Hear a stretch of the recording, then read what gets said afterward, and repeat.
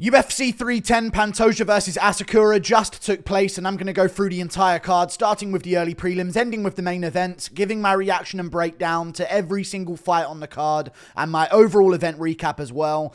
This wasn't the best of cards. It kind of slowed down towards the end, but there were some good moments, mainly because of controversy. I'm going to get to Gane versus Volkov too, but we're starting with the early prelim opener of Kennedy Nzechukwu versus Brzeski.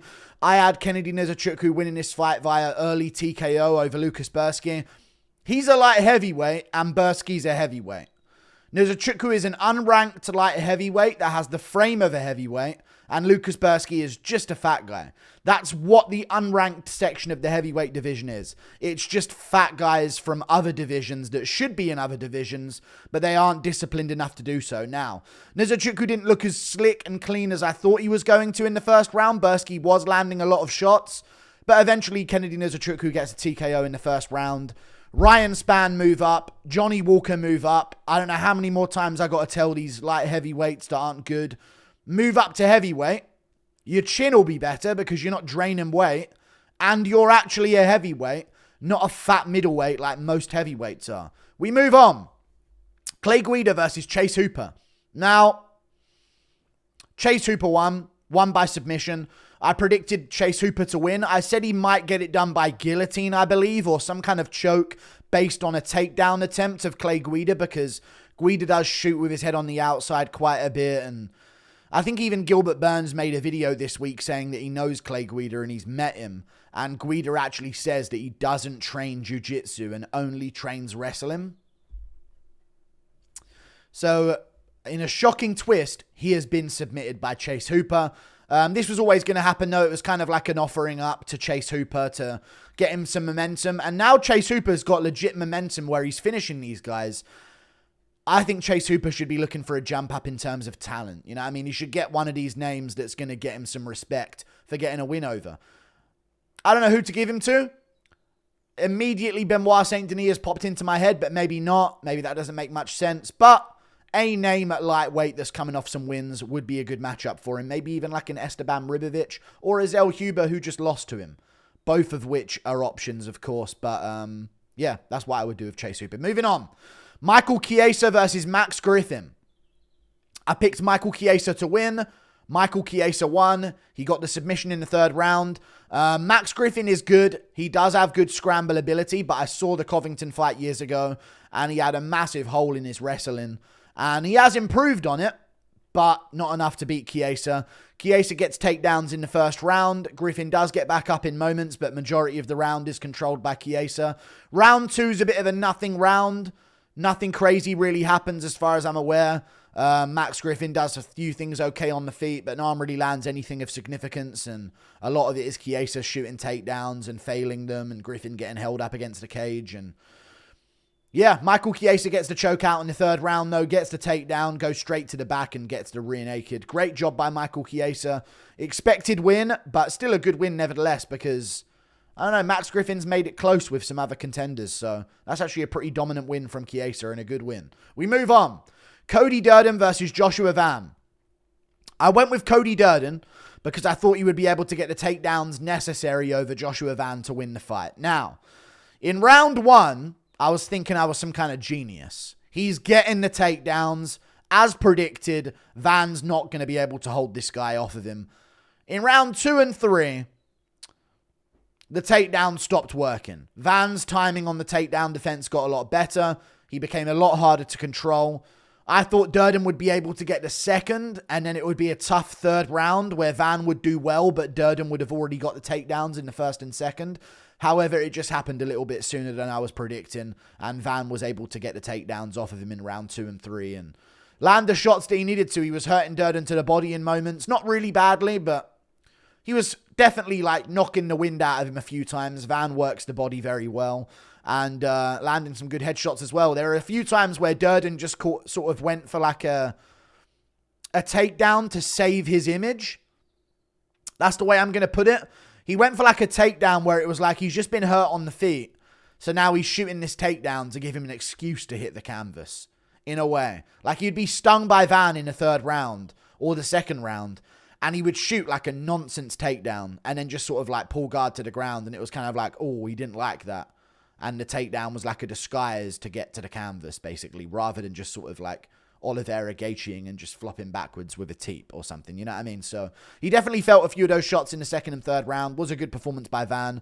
Put the numbers on. And 165 significant strikes in a 3-rounder. The flyweights stay putting on shows on these cards. Great win by Joshua Van, even though I didn't predict it. We move on. Chris Weidman versus Eryk Anders. Now, I picked Weidman to win. I said Weidman would be able to out-grapple Eryk Anders. He only shot one takedown and he failed it. Okay? Anders shot a bunch of takedowns as well. Failed all 6 of them. Weidman gave him dominant position by pulling guillotines. I should have known not to pick a fighter from the era where pulling guillotines was an acceptable offense. That no longer works. Guillotines do not work in high-level MMA. And I thought, you know what? This is Eryk Anders we're talking about. It's going to work in this one. But he pulled a guillotine to bottom position in 2024. I'll get to Kron Gracie in a second. Never accept bottom position.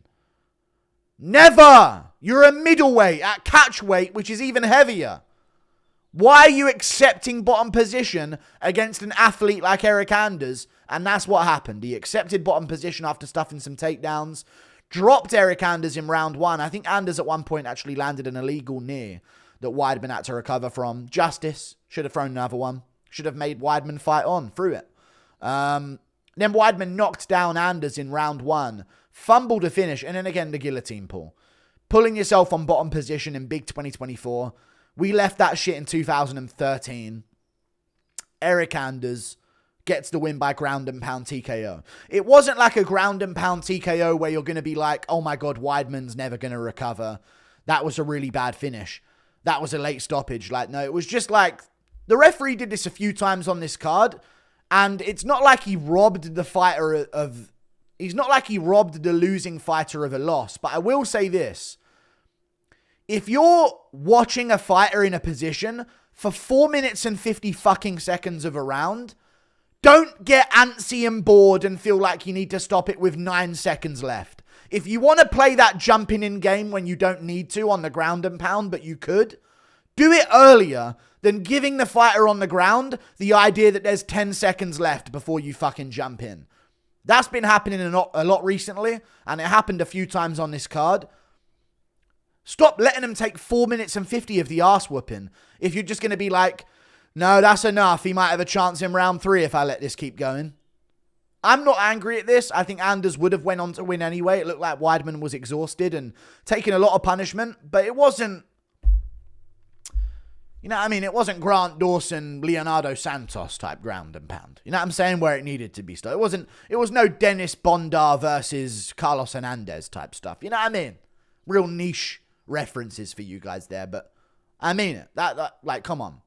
Give the guy the extra 9 seconds to make it to round 3. But you know what? Fuck Weidman. I'm glad he lost. He's an eye-poking bastard. Let's go, Anders. We move on. Randy Brown versus Bryan battle. What a disappointing win for Bryan battle. I thought Randy Brown won this fight. Now, I understand why Bryan battle was given the victory. This isn't like a Ciryl Gane, Alexandre Volkov 2, where I have no fucking idea why they gave the victory to Ciryl Gane.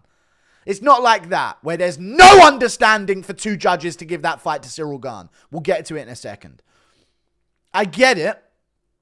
He was controlling Randy Brown against the cage. We'll get to Rakhmonov. He was controlling him against the cage. He was doing busier work in the clinch. There's an argument, but I thought in round 3, Randy Brown landed better at range. And in round 1, Randy Brown was outdoing Bryan battle again and even got a takedown at the end of round 1 as well. So I had it round 1, Randy Brown. I watched this back after the fights were over because I missed it when I was setting up the stream because I started it for Evloev Alja. But I was glancing, but I watched it back. Randy Brown, round 1, he even got a takedown at the end of it. That's his round. Round 2, Bryan battle, he did a little bit better, pushing forward, a little bit more busy in the clinch as well. And then round 3, I thought Bryan battle lost that round. He got outdone at range on the feet. He was busy in the clinch, but why are we just letting people hold someone against the cage in the clinch? If you don't attempt a takedown within 30 seconds of holding someone, you shouldn't be allowed to have that position. You just shouldn't. especially because you're allowed to hook your own gloves. The fact that we now know that after the Merab fight, and some people knew it before, but that's been made aware to me.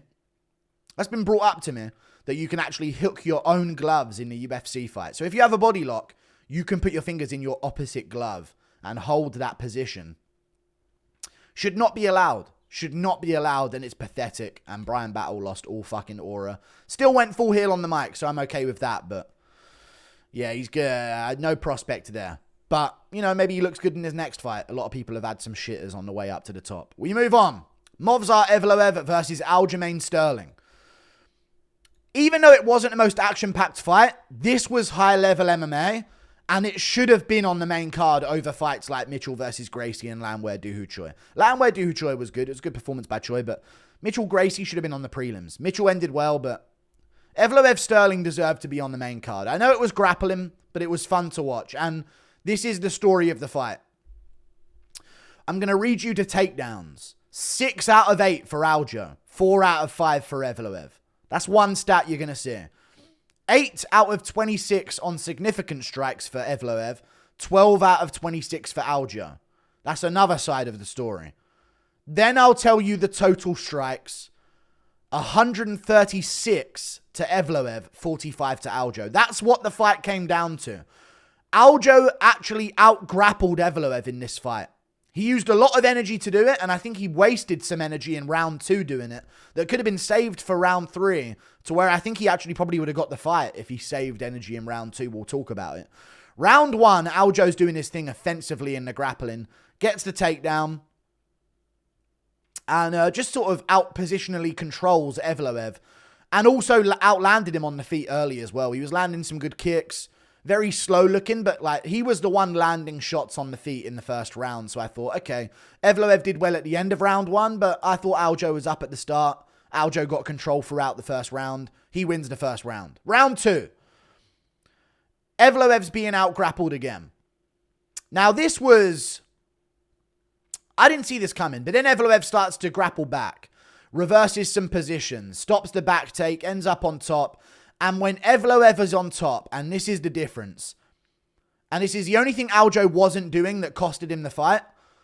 Another thing did as well, though. I'll get to it. But Evloev was just doing little baby punches, like to the body, to the head, to the body, to the head. And even now and again, when they were in the clinch, he would knee the thigh, and he would punch the head from behind Aljo with the back take. And it was just like, okay, both of them are controlling each other.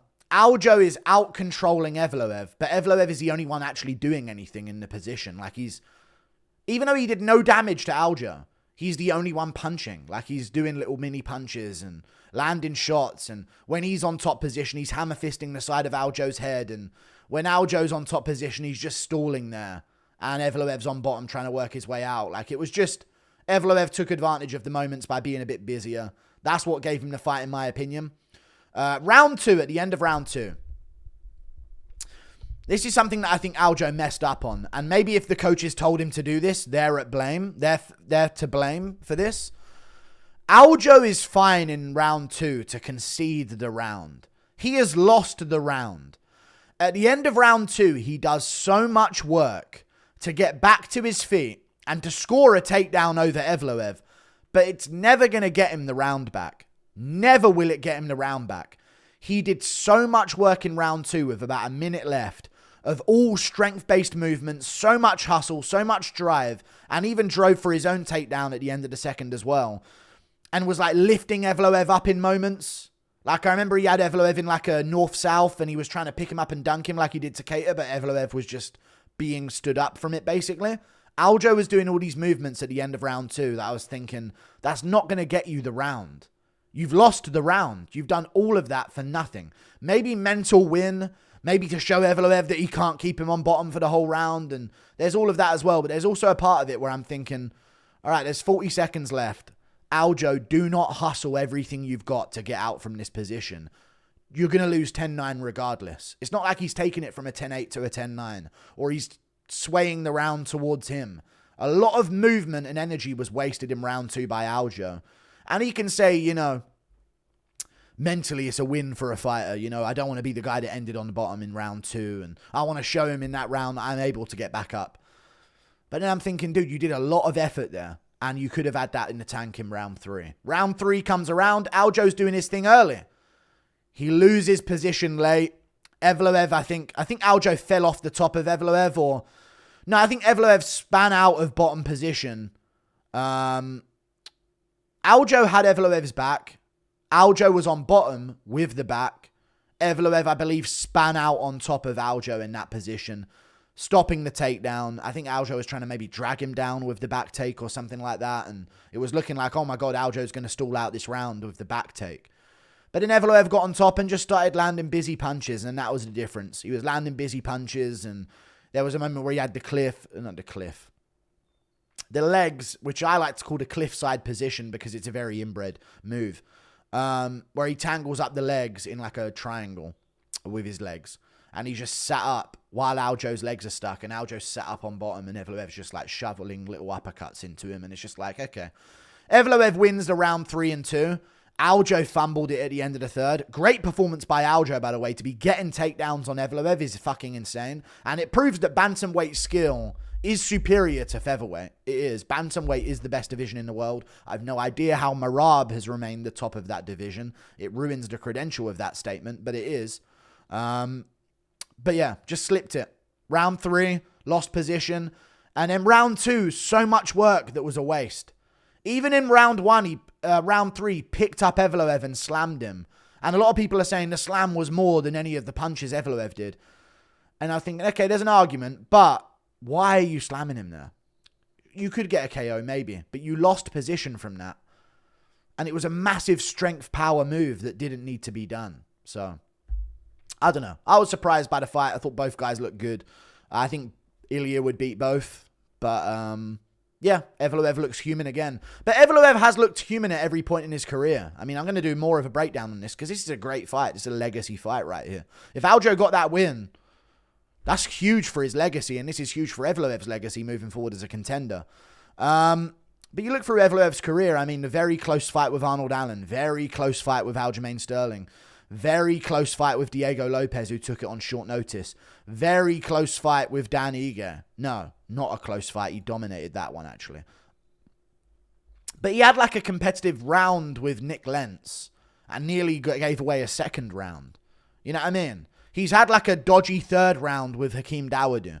There's so many moments of weakness in Evloev's game, but he still wins. And he does nothing but win. He's 19-0, so it's going to take someone to switch the lights off. You can't be barely better than Evloev. He'll figure it out. Switch his lights off. Sounds like Ilya Tapuria to me. But we'll see. We move on. Up the card. Vicente Luque versus Themba Gorimbo. Themba. Rock's going to need that house paying off for you, mate. Because I swear, he ain't paying off that house for you. He's going to need some payment for that house that he's paying off for you. Themba Gorimbo. I couldn't have messed up that even. I couldn't have messed that up worse. Still going. Themba Gorimbo loses to Vicente Luque. Luque puts him out in round 1 nearly with a punch. Puts him down.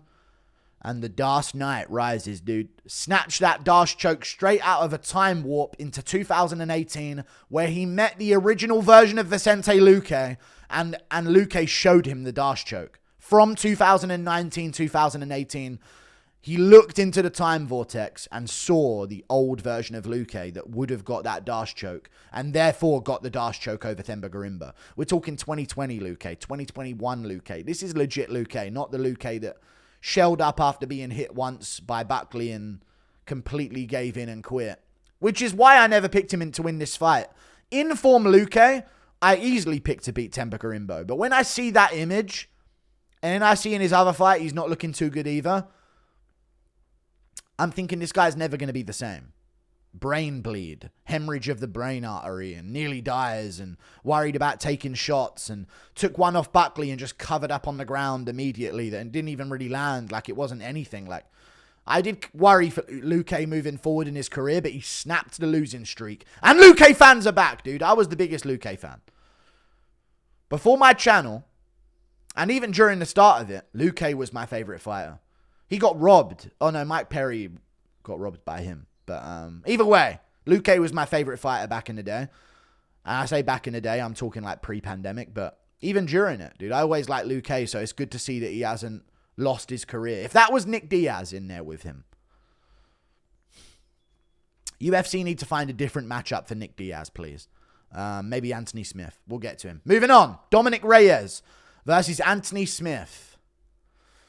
Well, would you look at who's curled up in a ball on the ground again for an entire round and not doing anything about it?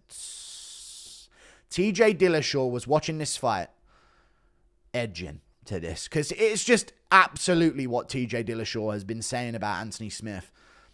Reyes is 14-4. What an ugly record for a guy that beat John Jones. First of all, when I was watching the fight, I was thinking, how the fuck did Reyes beat John Jones' ass? How did that happen?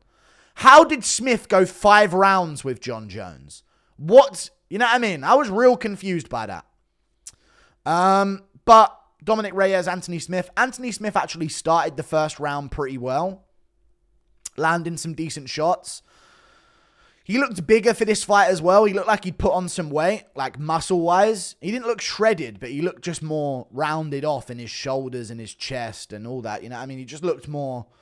I don't know, his muscles just looked a bit more full. Like, he didn't look loose and saggy like he did against... when he tried to make weight for the Glover Teixeira fight, he looked all loose and saggy. And his fights after that were really bad. And first round of this fight, he landed some decent shots. But then Reyes landed more. And then Smith just started telling Reyes to hit him.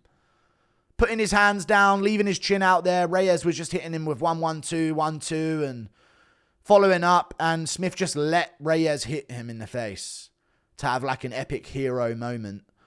And then round 2, first sign that he can, he goes down into a ball on the ground and just quits. And I know he lost his friend in the build-up. And it's really tough because now I can't honestly critique Smith in the way that I want to.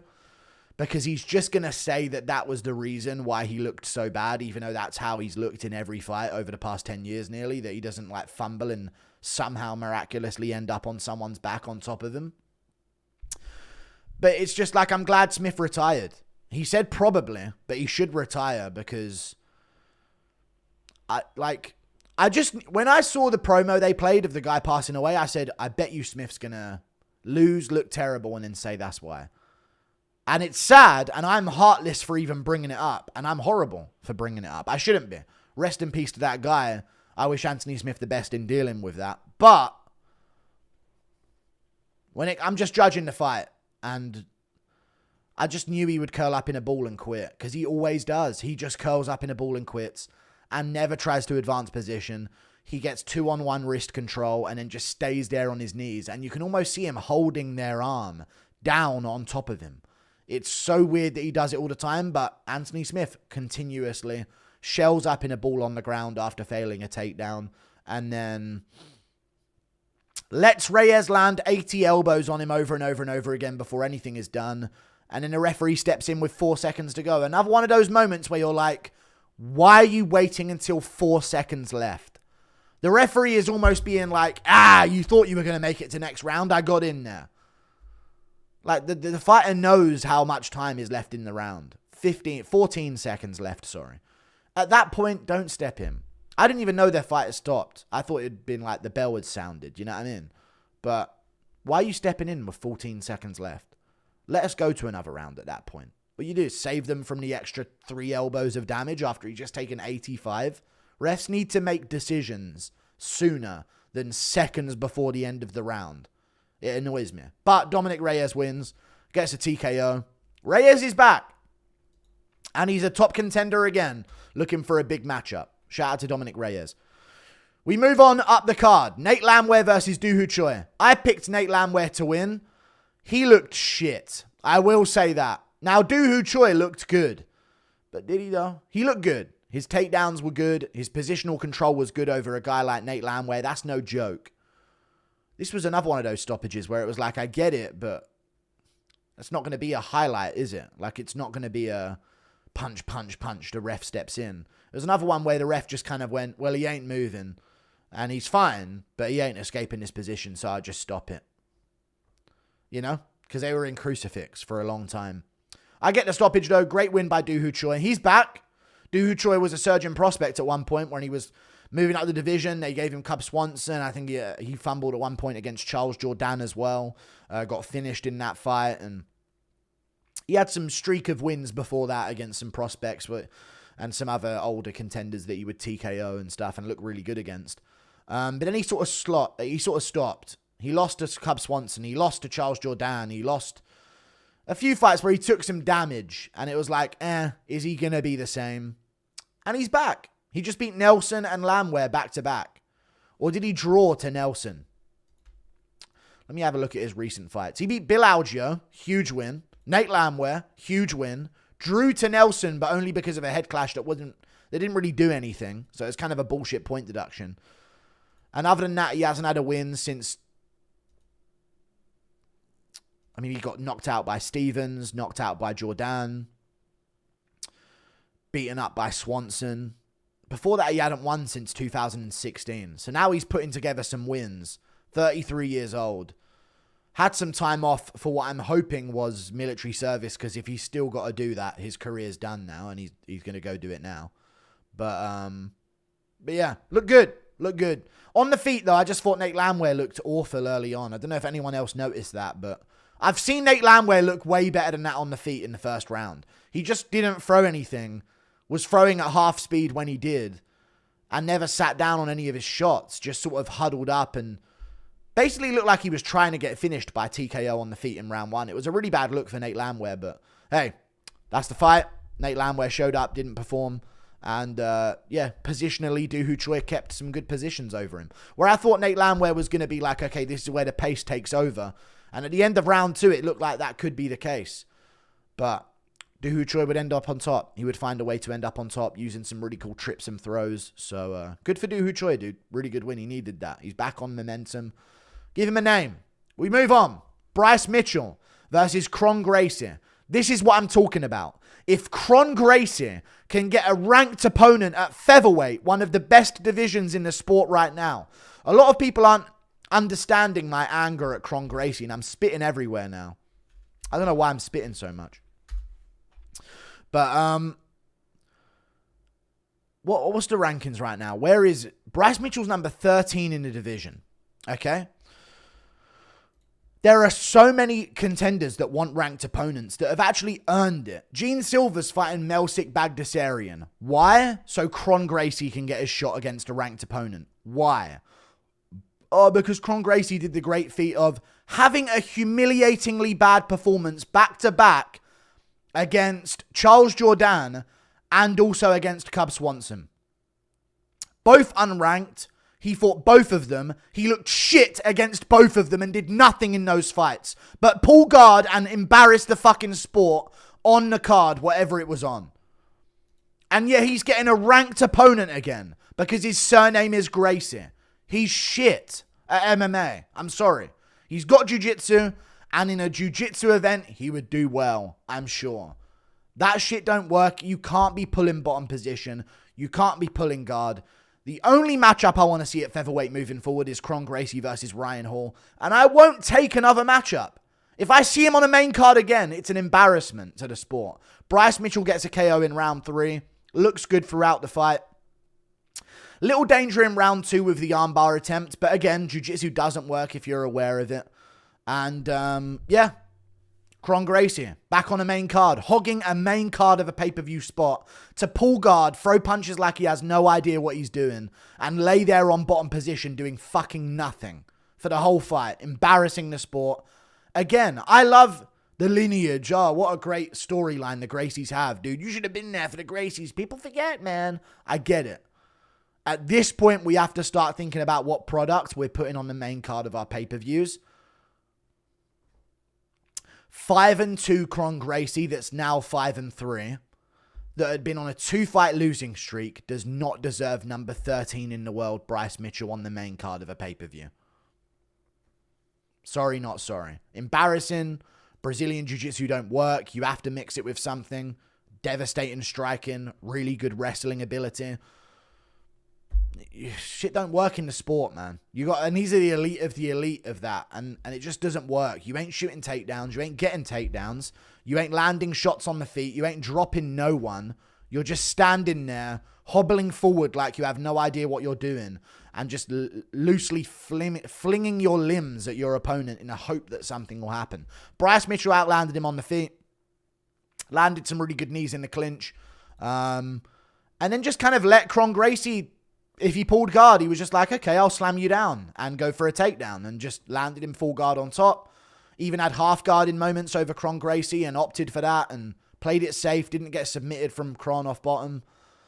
Stood up where he needed to. That was it. That was the fight. Dead, dull. But Bryce Mitchell won. Round 3. Kron Gracie goes in. Looks to pull guard again. Oh, another round of embarrassment on bottom position. Can't wait for this. Bryce Mitchell's like, oh, you want to pull guard? Have some of this. Frames on the face. Who did this happen to? This was like a Jordan Levitt versus... Oh, I can't remember that old white guy's name. I think it was Matt Weidman. These are some niche references I'm using to show you what happened. I want to say it was Jordan Levitt versus Matt Weidman or something like that. Yep, Jordan Levitt, Matt Weidman. There you go, UFC Vegas 16 in 2023. He slam KO'd Weidman with the same thing. He framed his forearm across the head and just flattened him while he tried to pull guard and went with him. And Kron Gracie was obviously a little bit dazed. He wasn't as out cold as Weidman was, but it dazed him badly. And then Mitchell landed a couple elbows and it was over. Good job, Bryce Mitchell. Great win. Get Kron Gracie off, mate. Like, these are soy boys. They're jiu-jitsu guys for a reason. Fighters only. You know what I'm saying? We'll get to Ciryl. We'll get to Rakhmonov in it. Either way. I'm just roasting him because it's just annoying. Because I look at all the like Gene Silver and these other prospects at featherweight that are just begging for a ranked opponent. And this guy's lost 2 of his last 2.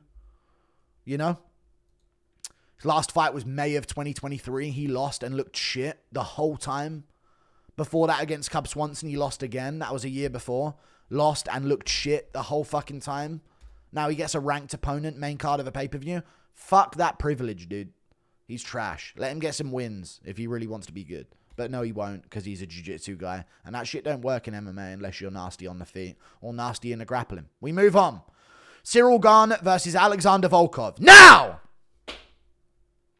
Now we can talk about what I want to talk about on this card. There's nothing else I really care to talk about but this. Alexander Volkov has been robbed of a win. Bottom line, disgusting decision to Ciryl Gane. Ciryl Gane thought he lost. So did his coaches. So did everyone who watched. Everyone knows that Volkov beat Ciryl Gane bar 2 out of the 3 fucking judges. Every time some bullshit like this happens, the judges are the only people on earth that think it went that way. How is that possible? The whole arena, everyone watching, everyone in my stream, everyone online, everyone in every comment section. And remember, Volkov is not a big name. They're not, oh, these Volkov fans are crazy, delusional, acting like he won. Gane is the guy with fans. Even French people are online tweeting stuff like, oh, je le sois, Robert," and all of this type of stuff. Even they think it was bad. Gane did not win that fight. They just gave him one of the worst decisions of all time. And again, when this happens, the only people in the world who saw this to Ciryl Gane were 2 of the 3 professional fucking judges. Volkov's legacy ruined. Volkov's career is ruined. He could have been 39-10 with a win over Gane looking for a title shot next. They didn't give him that because it's bullshit and they're trying to validate Jon Jones' only fucking relevant win in the entire fucking promotion. Tell me I'm wrong. That benefits the UFC. And listen, Aspinall beats him now. Volkov's taking him down and holding him there in round 1 and round 3. Aspinall's getting him down and getting a submission. Volkov's outstriking Gane on the feet. Body kicks, jabs, low kicks went to Ciryl Gane, but they weren't anything. He was tapping at the legs of Volkov. I swear to God, they did this to just be like, well, we have negotiation power against Jon Jones now because we actually have an option for Aspinall as an opponent now. So we can actually say we'll move on to Jones. If Jones is negotiating with the UFC while Volkov's the winner over Gane, the Jones is going to be like, oh, then if you don't want to pay me, then give Tom another opponent. I'm sure there's loads, haha, because there's none. And the UFC would know that and be like, fuck, we kind of have to give John what he wants. This is a negotiation tool. This is an option for Tom to fight next because he's already beaten Volkov and dominated him, and he's dominated Pavlovich and finished him in a minute and finished Blades in a minute as well. This is bullshit, man. It's dumb, and he should have to fight Jailton Almeida in the meantime before he even sniffs a shot at a title again. It's disgraceful that the only fucking people that thought Gane won were 2 of the 3 fucking judges. There is more of an argument. I'm going to say this nice and loud for the people in the back. There is more of an argument. God. There is more of an argument for Volkov 3-0 than there is for a Gane win. Round 1 is more likely for Volkov than round 2 is for Gane. And that would give it Volkov 3-0 or 2. First of all, you look like a giant Paddy Pimblett. That needs to be mentioned. He takes down Gane in the first round after, might I add, doing well on the feet. I don't know if it was too well on the feet, but round 1 he takes Gane down. I don't think anyone really stood out on the feet in that round. But Volkov landed some good body kicks, as far as I remember. And even landed a knee in the clinch at a moment as well. So I thought Volkov is like, okay, it's even. Volkov's got a takedown. It is what it is. It goes back to being somewhat even. Gane might be slightly up on totals because he's tapping at the lead leg of Volkov with his gay little kick. I don't even want to get into this French guy, dude, because it's just... everything big was landed by Volkov in that fight. All Gane did was tap low kicks and occasionally land a jab. And I think he landed 1 right hand. And okay, maybe he would jab to the body now and then. And like, I'm sure he did more. I'm over-exaggerating. But Volkov was hammering him with big body kicks. Knees in the clinch. Shots upstairs. He was out-jabbing Ciryl Gane in this fight. I couldn't fucking believe what I was... I think he caught Gane with a head kick at one point. I couldn't believe how good Volkov looked! And how much he improved to look that good against Gane in a rematch. And how much effort he must have put in over the past few years to remodel himself as a fighter to get to this point, and they snatched that shit from him. Round 2. Volkov is landing. I know he landed less because Gane was tapping with flicky jab and a flicky lead low kick. Volkov was landing heavy body kicks. No one is talking about... I'm surprised Gane didn't go down to body kicks this fight. He was digging those body kicks into Gane's midsection. You could see it ruining the mood of Gane. His body language would change, leaving an exchange, when Volkov would land one of those body kicks, and Gane would just sort of like, all of a sudden he's got to loosen out his arms a little bit and get his range. Volkov was hammering him with those body kicks, landed a head kick, landed the better punches, landed a spinning back fist that got a reaction out of Gane that round, and he immediately started panicking to clinch.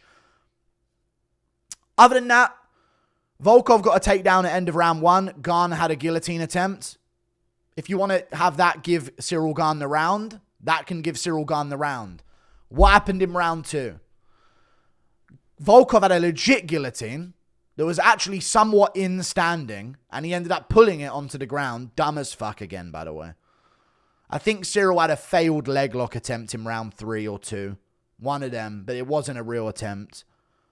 And then Volkov wins. He just wins, man. And even in those little positions where he's got the north-south, he's kneeing and he punches the body a few times. There were moments... I can't believe they took the win away from him, dude. I can't believe it. And Volkov even got back up in round 2 as well at the end. He didn't spend much time on bottom. Got back up, worked back up, and got back to doing what he was doing on the feet. They robbed him. They just robbed Volkov flat out. They knew what they were going to do, and they did it. It's a bullshit sport. They only ever benefit from the decisions. Nothing gets in the way with a bad decision. That is just a fact. Nothing ever fucking gets in their way based on a robbery. They just ruin legends in Jose Aldo. They just ruin all of these other guys that they no longer need and they're kind of overpaying. And then they only benefit from bad decisions. They only fucking benefit from bad decisions. There's no Reyes wins a robbery decision against Jones, is there? There just isn't. Santos got given a win. That was close. They go benefited a doubt for the star. There's no Gordon robs Pimblett by decision. There's none. It's always Pimblett. And you look at every robbery, it's the same fucking thing.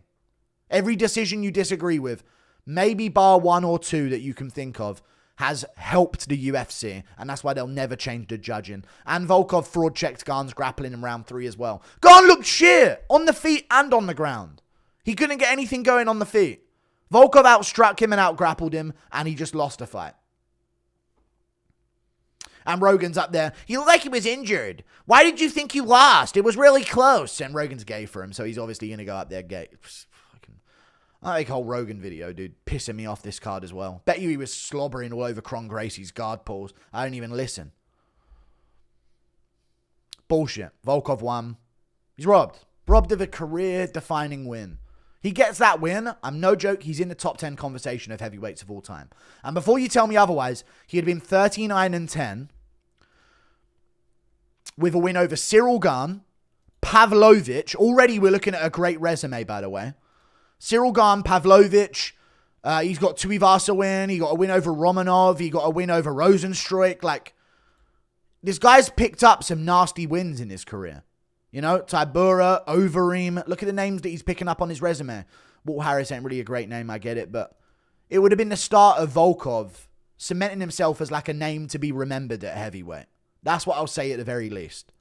And instead, we don't get that.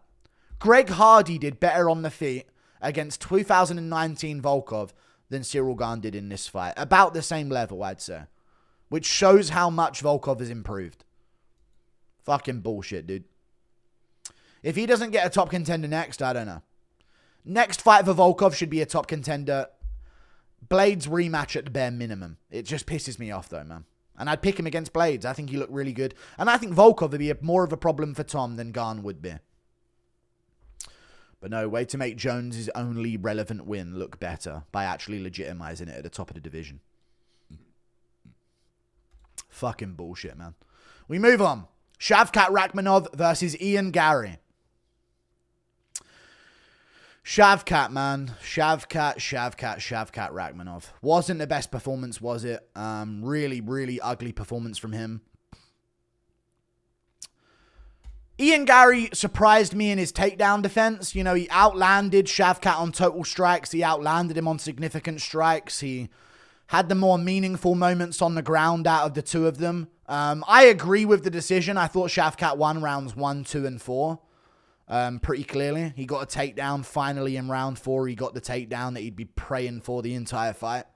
Round 1 and 2, he's just holding Ian Garry up against the cage. I'm not exaggerating. That's what he was doing.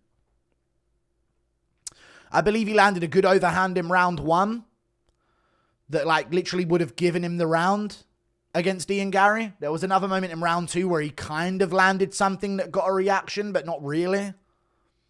So that was another moment that gave him the round. Like, this is what we're giving rounds based on. Like, there was a moment or two where Shavkat would land a shot or look like he kind of did.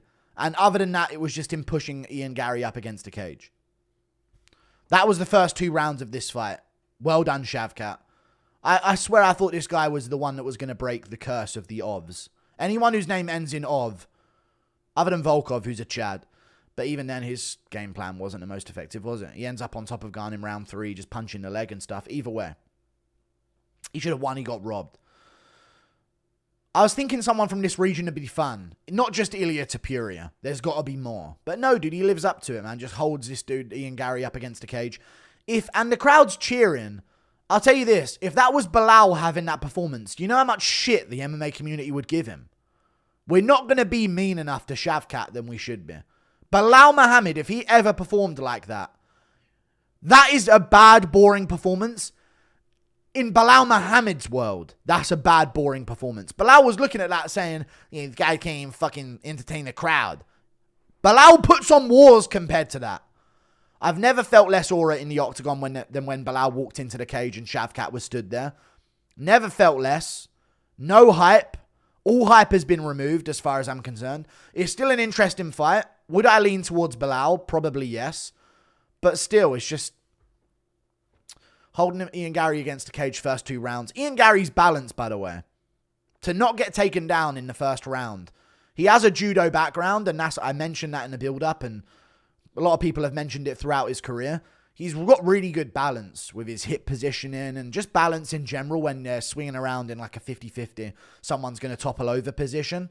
Shavkat just couldn't get him down. So round 3 went to Ian Garry. He was outlanding Shavkat on the feet with low kicks and occasionally would land a jab and Shavkat would land back. And that was round 3. And even that was pretty shitty. Shavkat ended up holding him against the cage again in moments. Round 4, Ian Garry's kind of doing his thing. Shavkat gets a takedown. I'm actually going to check back the stats of that round. just to check, because it might have actually been towards Ian Garry on strikes. Maybe not in round 4, but I'm sure some of these rounds must have been a little closer than they seemed watching it live. No, round 3 he actually outlanded Shavkat, and round 4 he didn't outland him. But round 2 and 1 he did. Round 5 is Ian Garry's for sure. He's got Shavkat in a rear naked choke at the end. Shavkat gets a takedown in round 4. Does nothing with it. Couple shots here and there. Couple shots. Wins him the round. Good for Shavkat Rakhmonov. After holding him against the cage the whole fucking time. And then round 5 he tries to do the same thing, holding Ian Garry against the cage. Ian Garry outlanding him at range, and then Ian Garry actually gets the back, reverses position, I believe, or gets his own takedown. I can't even remember how they even ended up there. I think he got his own takedown. And he got the back of Shavkat Rakhmonov. But Ian Garry finishing rear naked chokes after the MVP fight, that's definitely a weakness in his game. That working with Oliveira for long enough should evolve. You know what I mean? That should be a weakness that gets fixed. So, a lot to look forward to for Ian Garry. He took this on short notice. Another bad look for Rakhmonov, dude. Oh my god, what a fucking... It's bad because you're like, damn, Ian Garry's kind of good. And so is Rakhmonov because he beat Ian Garry. But now it's like Rakhmonov is no longer this monster that destroys everyone. The fight before the title fight. You know what I mean? And it's not like, oh, we found this out when he took on Usman. That would be different, like with Chimaev and Usman, because it's still Usman. And you would be like, well, we don't know how Belal stacks up against Usman. And there would still be that narrative, even though I think Usman's done at welterweight and done in general in his career. It was just bad, dude. It's just a loss. Even the post-fight thing, McGregor was laughing because the security didn't even know who Belal was. He was trying to get in the cage and the security thought he was a fan. That just goes to show the fucking... JDM is going to save us at welterweight, dude. JDM is going to save the day. We move on. Alejandro Pantoja versus Kai Asakura. As predicted, an early finish for Pantoja. Now, I was one of the people that kind of understood Kai Asakura going into this fight. A lot of people just sort of like went, nothing. This would be an easy one for Pantoja because Asakura is some bum from the regional scene. He's not. I personally believe, even though he looked very easy for Pantoja tonight, who got a win by submission in the second round, by the way, and then called out DJ. I personally believe that Asakura would fit right into the UFC flyweight division. Like, I think he would. He stuffs takedowns well. Eventually, he gave up the back, but that's the difference between Pantoja and Merab. Merab does fail takedowns. That is what he does for a fucking career.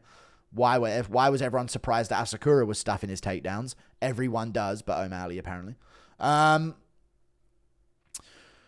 Asakura would fit in with like the 10 to 15 range of UFC flyweights. He may even be like a 5 to 10 range of UFC flyweights. Like, you're going to tell me that Asakura... Forget watching this fight with Pantoja. Just based on what you saw on the regional scene, I think he beats Tim Elliott. You know what I mean? And Elliott's number 10 in the division. I think he would beat Ciryl and Bekov. I think it'd be a scrap between him and Alex Perez. Like, this is what I think in the division with Tatsuro Taira. He may even fraud check. Not Tatsuro Taira. I was just about to say his name. I didn't mix them up. I think Kai Asakura would maybe fraud check Tatsuro Taira on the feet. He's got that style where if you ain't got it on the feet, he can make you pay. But just wasn't looking good for him in this fight. He did okay in round 1 to land some shots here and there. Low kicks, couple punches, a big knee, a jump knee that landed to the chest of Pantoja early on. He landed a knee to the body at one point as well. He was targeting the body very well. But Pantoja was landing as well. And that's the thing with Asakura. Can he finish you out of nowhere? Yes. But he can also be finished out of nowhere. I was saying that in the build-up. I said this was going to be easy for Pantoja. He would get a finish early on. I said TKO. I said he would actually chin Asakura. But I could see the submission as well. I was saying like he would either drop him and then finish him, or he'd drop him and then get the choke, is what my take was. But yeah, not the greatest look for Asakura in his debut. Could have been a superstar making moment, but Pantoja wins and remains champ, and John Anik starts bringing up the GOAT conversation like there's any chance of him overtaking DJ at this point. There's none. But he is beating better comp overall. And if he gets close, that's when we'll have the conversation. Not after 3 defenses, John Anik. Shut up speaking. Honestly. the commentary, the dumbest people in the sport. Pantoja gets to 7 defenses instead of 10 or 11. We can start talking like, but you got to factor in that he fought better comp. That's when we start factoring in that. But just because he's beaten the names conveniently that have stuck around at the top of the division and happen to get wins after losing to him, it doesn't add to his legacy. It does, but not enough to overcome DJ's legacy. Let's not get crazy. But great win from Alexandre Pantoja, landing shots on Asakura, getting takedowns. Not keeping him there, but putting the thought in his head. So he backed up with his hands low, eventually getting a takedown and just leaping onto the back like a fucking fiend. He was on the back of Asakura. Gets the rear naked choke. Gets it done. Round 2, that's how you finish me and Garry, with rear nakeds. Take a note. Pantoja gets it done. Submits Asakura. And yeah, onwards for Pantoja. What is onwards? Who knows? People are seeing him call out DJ. Maybe it's DJ. Maybe it's this guy. Maybe it's that guy. Royval trilogy after he's lost twice. Anyone with me? No one's with you on that. Moreno after being 0-3, including an exhibition bout. No, not really interested in that either. The only thing that ever interests me is them giving Figueiredo a decent payday. And maybe they could pay DJ to come out of retirement, but I just saw him tweet that he wasn't going to do it and says, check out my YouTube channel. So he's not going to do it. I don't think he has to do it either. He shouldn't. It's a dangerous fight. Wouldn't want him losing. I'm going to try and gaslight DJ into coming back. No. But Figueiredo moving back down. He has a win over Pantoja. Pantoja's picking up some great legacy. And if they can trust Figueiredo to make weight at championship weight at 125, which they have done before, but if they can have him do that after moving up, that's what I would do if I was Figueiredo. I would look at flyweight as an option for a title fight, because he could wander straight into a title fight and no one would care. So, yeah. Like and subscribe. Thank you for watching. Toodle pip, I'll see you later. You could also re-sign Makayev. That's another option. Goodbye.